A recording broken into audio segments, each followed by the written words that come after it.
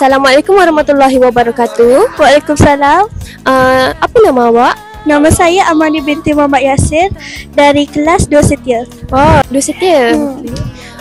Jadi saya nak tanya, apakah perasaan awak selepas mendapat sumbangan murid asnaf? Perasaan saya gembira dengan bersyukur sebab dapat sumbangan itu. Alhamdulillah. Jadi tahun ni awak beraya dekat mana? Tahun ni saya akan beraya dekat Melaka. Melaka. Apakah kuih favourite awak? Kuih favourite saya hampir semua, tapi salah satunya kuih tart. Wow, kuih tart sedap juga. Jadi apakah persiapan awak yang telah awak buat? Saya dah persiapkan baju raya, ampau untuk anak buah saya dan tudung raya lah. Okay. Itu sahaja daripada kami. Terima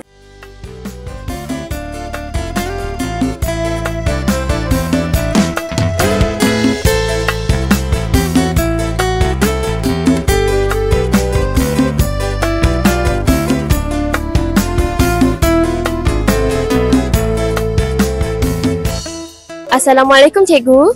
Waalaikumsalam warahmatullahi wabarakatuh. Jadi saya nak bertanya, apakah pendapat cikgu pada program hari ini?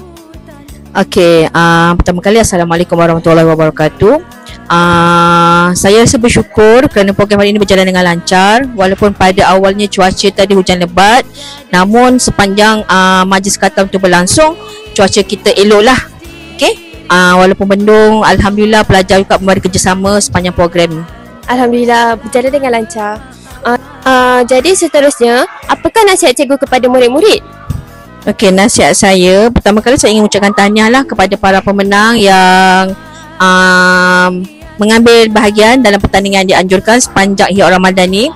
Nasihat saya supaya akan lebih banyak lagi bilangan peserta yang menyertai pertandingan ini. Seterusnya saya mengharapkan para pelajar semua akan mengambil iktibar sepanjang bulan Ramadan ni. Apa amal-amal yang telah diamalkan, teruskan untuk bulan-bulan yang seterusnya. InsyaAllah semoga kita semua mendapat keberkatan Allah sepanjang bulan ni. Amin. InsyaAllah. Terima kasih cikgu, itu sahaja daripada kami. Terima kasih.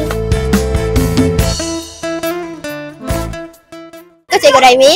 Waalaikumsalam. Saya nak tanya soalan. Tanyalah. Berapakah jumlah murid SSI sesi petang yang sudah khatam Al-Quran pada bulan Ramadan tahun ini?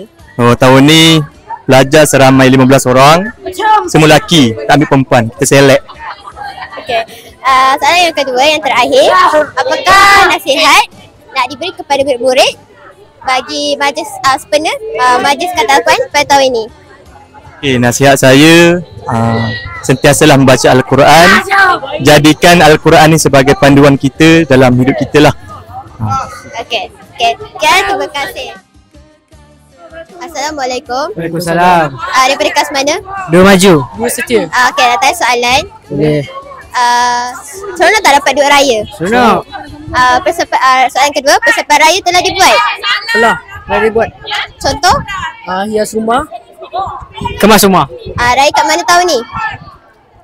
Perak. Melaka. Tu belah mana? Belah Mak. Ipoh. Okey. Kan, terima kasih.